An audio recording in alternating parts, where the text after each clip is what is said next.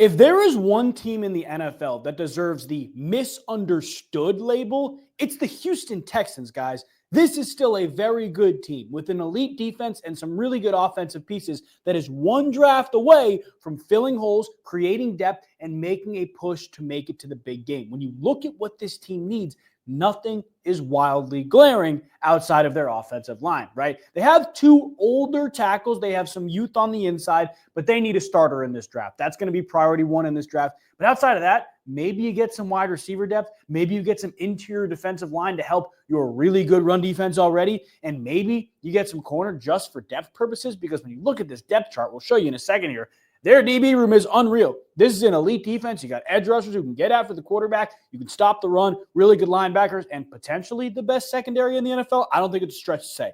This Texans team is really good. When you look at what they have in this year's draft, the multiple third-round picks are extremely enticing. You have 4 picks in the first 2 days of the draft. You can legitimately get 4 starters. Nick Caserio and this Texans team has done a really good job identifying talent in the draft, and they could totally do it in the first 2 days. When you get into day 3, you got 3 more picks. That should be depth purposes. Maybe you want to look at backups at running back, quarterback, whatever it may be. This team has really, really good potential in this draft, and I am not saying that this is a Super Bowl caliber team right now, but if they hit on one of these draft picks, it has the potential to be bolstered into that category. What's interesting is, according to Pikkit, obviously the Texans are favored to win their division, the AFC South, but they're not even a top 4 favorite to come out of the AFC. It's very interesting. I personally like the value a lot there. Let's get into this mock draft. But before we do, if you're new, my name is Max. I'm making these every single day leading up to the NFL draft for every single NFL team, all 7 rounds for every team. So by draft day, your favorite team will have a mock draft, 7 rounds for you to look at. If you're new, make sure you subscribe, join the family so you don't miss any of that. There's also a playlist you can see to the side of your screen that has every single mock draft I've done already out. Let's get into this mock draft, guys. Again, we are using the Houston Texans at pick 25 here. We're going to move moderately fast. Not a ton of trade-up value, at least right now. We're going to see who's on the board when we go. But the Texans have all of these picks. There's a link for this mock draft simulator in the description as well if you guys want to try your own mock drafts with your favorite teams. But looking now, we'll stop it at pick 20-ish. So pick 20 here, Jalen Walker goes off the board. Looking at the tackles that have gone, Armand Memdu and Will Campbell are the only ones that are off the board right now. When you go look at the Texans depth chart, obviously they signed Cam Robinson. Trent Brown is the right tackle. That's very interesting in this world. Like, we got to get some help on the right side before the left side, I think. And on the clock here, at 25, Malachi Starks is on the board, which is obviously very enticing. But Kelvin Banks goes Josh Simmons and Kelvin Banks go multiple picks before us. Now we're in a tough spot, right? We can get a guy, Gray Zabel, who played entirely at left tackle last year, but has had multiple years playing each side. We can look at a guy like Derek Harmon to help out our interior defensive line, Darius Alexander as well. I almost think we try to trade down here. Like, is there a team that wants to trade up with us? The Atlanta Falcons at 46, the Cardinals at 47. I really don't like this, guys. I'm not in a great spot here with this Texans team. Malachi Starks keeps falling, but you look at this Texans depth chart, like, our safeties are great. Kalen Bullock, we just got CJ Gardner-Johnson, Jalen Petrie. Like, this is a good secondary. I don't want to reach on a guy like Malachi Starks, who come in and may not even be a starter. Now, Luther Burden, the third, is a very fascinating one, because the Texans aren't going to have Tank Dell all year long. You get another piece for CJ Stroud. We saw how good that offense was when they had 3 true receivers, Tank Dell, Stephon Diggs, and Nico Collins. To me, this is a very fascinating one. Luther Burden is a very good receiver and could give you a lot in your offense. I think Colson Loveland could be a good pick as well, but I think we have to go defensive interior here. I think Derek Harmon has to be the pick here. Maybe we trade down and try to load up on a couple other picks, because I don't think Detroit, Baltimore, or the Rams will take an interior defensive lineman, but the Lions are in a spot and the Commanders are in a spot where they may want to leapfrog the Ravens to get James Pierce Jr. So let's see what the Ravens would give us to move up a couple spots. The Lions and the Commanders would give us to move up a couple spots. Could we try trading, like swapping here? No. Not interested in trading for this pick. Okay, so the Lions don't even want to trade. Commanders too. Not interested. Okay, so nobody wants to trade up. Look, I think we got to take the best player on the board here who can immediately come in and help our team, and I think it's Luther Burden. Call me crazy. I think the Texans go Luther Burden in the first round, get some wide receiver help for CJ Stroud, and then picking at 58 and 79, that is where you prioritize offensive line, interior defensive linemen. Hopefully there's some good guys available for us here. We have Demetrius Knight, a very good linebacker prospect, but Shamar Turner here is the no-brainer pick. We need interior defensive line. Looking at the guards who are available, again, you guys remember we have multiple third-round picks. There are some really, really good interior offensive linemen there. When you look at the Texas depth chart right now, Laken Tomlinson, Jared Patterson, and Juice Scruggs, like they need help. They need help at the guard position. Somebody who can play both guard positions as well would probably be the best. Tate Ratledge, primarily a right guard. Willie Lampkin has played every single position known to man, but he's going to be there for us a little bit later, I think. Jared Wilson's interesting because he played a tiny bit of guard, but primarily has played center. We're not going to pick one right now. That's the bottom line. We're going to go Shamar Turner right now and get some interior defensive line help. But when we get back at, 79, we are going to be able to take pretty much whatever guard we want, I think. Chris Paul Jr., funny name there. But looking at the interior offensive linemen, I think we have to take Tate Ratledge. Even though he's just played right guard, you want somebody who can do both. Tate Ratledge could come in and start for us at right guard. And we're going to be on the clock again at 10 picks. I think Ratledge is a no-brainer there. On the clock at 10 picks. We got some really, really interesting options here. I think this Texans defense is really good, so I think you can almost lean into your offense a little bit more. Look, Dalton Schultz is getting up there, and I think tight end, improving at tight end would not be a bad idea. Jonah Savainia has played left tackle, right tackle, and right guard in the past 3 years, was a guard and moved outside the tackle. That is very fascinating because that's a utility guy who could go play either side of tackle if somebody went down, who can step in right away.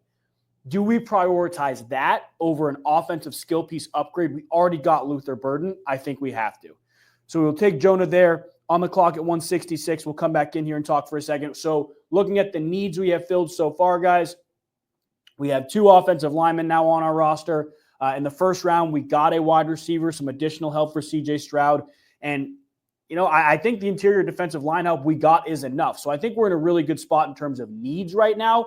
Let's see if we can just continue to take the best player on the board in the draft. On the clock here in 3 picks. Quinn Ewers as a backup potentially. Jackson Hawes, a very interesting tight end prospect. We could use some DB depth. The Texans are a very, very interesting defensive team, especially when it comes to the secondary. They play man and they play zone. They're extremely balanced in what they do. Denzel Burke gets toasted in man coverage. I don't want to lean that way. We're at 166. We'll be on the clock at 236. Robert Longerbeam he's primarily been an outside guy. Jalen Smith, Jason Marshall. Maybe we don't lean corner here and we go best player on the board. Because, you guys know if you've watched one of my mocks how much I like Oronde Gadsden, and I think he'll probably be there for us at 236. But there are a ton of other tight ends that are available right now. I think we wait for a tight end. I think we go Oronde Gadsden when he's available for us later on. But Seth McLaughlin here. Do we really draft a center? Because I don't mind Jarrett Patterson. I think he's good.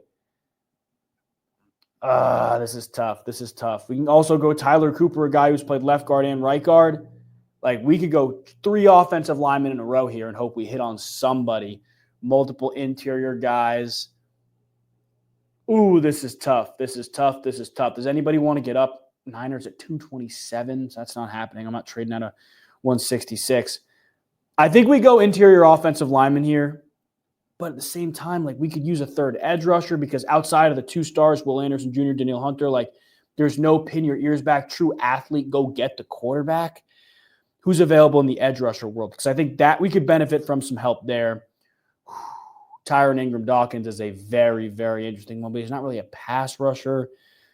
This is tough. I think we go interior offensive lineman again. Call me crazy. I think we go 3. Tyler Cooper here is almost too good to pass up. Do we look at running back? They're so deep already at running back. Oh, man, this is really tough, guys. This is really, really tough. Linebacker's so good, and they just signed EJ Speed as well. This defense needs minimal help, but they need corners. They need corners so bad. I think we have to take a corner here. It's just a matter of which corner we feel like can do the most. Jalen Smith is a very good man guy that can't play a ton of zone. Has played both in the slot and on the outside, though. That would help Jalen Petrie a lot. Go play that true safety position if you wanted to keep him up high. Oh, this is tough. This is tough. This is tough. Do we trust Denzel Burke enough? Can the top two corners, that is Kamari Lassiter and Derek Stingley Jr., mask him enough in man coverage where he doesn't have to play on their top guy? I think they could. I think he could be a sub-package guy. But again, this is a 6'1", 193 bigger outside guy who hasn't really played in the slot. I think we take Denzel Burke and hope that he can get masked by the top two corners we have in the man coverage world. We'll be on the clock here in 50 picks. Again, looking for tight end, looking for potentially some type of athletic edge rusher or some type of athletic project, I think. Athletic project on the defensive side of the ball would be the best way to put it. So we can look at some linebackers, outside linebackers, edge rushers. Johnny Walker Jr. is a good one. Linebackers. See, Smile Munden Jr. is the athletic guy for me where I look at him. He is a freak, guys. This is like I always compare him to Isaiah Simmons. This is becoming one of my favorite 6th-round picks, 7th-round picks, really. I think we take Smile Munden. This is our athletic, project, quote-unquote. If we pass up on tight ends, I mean, looking at the depth at tight end, we have Brevin Jordan and Cade Stover, younger guys too. It's not the end of the world if we pass up on a tight end. Nobody here that's really like staring at me in terms of, I need this guy on my team as well. So I think we go Smile Munden Jr. Here. We'll be on the clock in 5 picks. Best player available. Don't need a backup quarterback, I don't think. I mean, Jaquavius Marks is a very interesting one. This is a smaller, like stockier guy.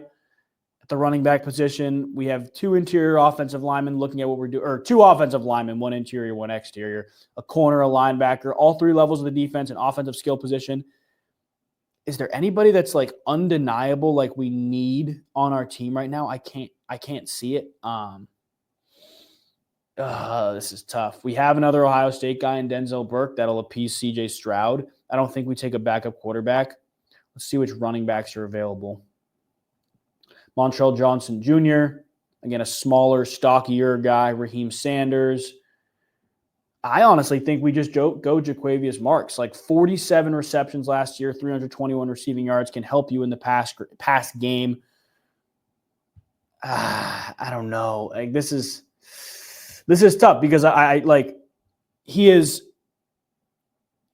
trying to think of the best comparison. Like Doug Martin is kind of how I view him. Shorter guy, a little bit bigger, can't really make people miss. So do I love that? No. Do we take a chance on him? He's very athletic. I think we do. I think we take Jaquavius Marks here. This is how the draft finishes up. We'll let it load for a second here. I love our mid-round picks. The first-round pick was a little tough. We had to reach for Luther Burden, but we get Luther Burden. In terms of our overall draft, a B+, top 41% of Houston Texans drafts. Great pick in Luther Burden, according to PFF at least. Shamar Turner is going to come in and probably start for us. Tate Ratledge could start for us. Jonah Savainia is a tackle who's played guard, who can play 3 offensive line positions. I like that a lot. Denzel Burke, a guy who is not great in man, very good in zone. We hope that Kamari Lassiter, Derek Stingley Jr. can mask him in man a little bit. Smile Munden Jr., the athletic project we like. And then Jaquavius Marks. Honestly, Marks is another athletic project that we like. But that is the Houston Texans mock draft. If you guys enjoyed this video, make sure to leave a like, comment which team you want to see next. There will be another mock draft coming out really every day this week. At 5 p.m. Eastern, you can turn on notifications if you want, but 5 p.m. Eastern every day, there'll be a mock for you. I appreciate you guys watching. We'll see you next time. God bless.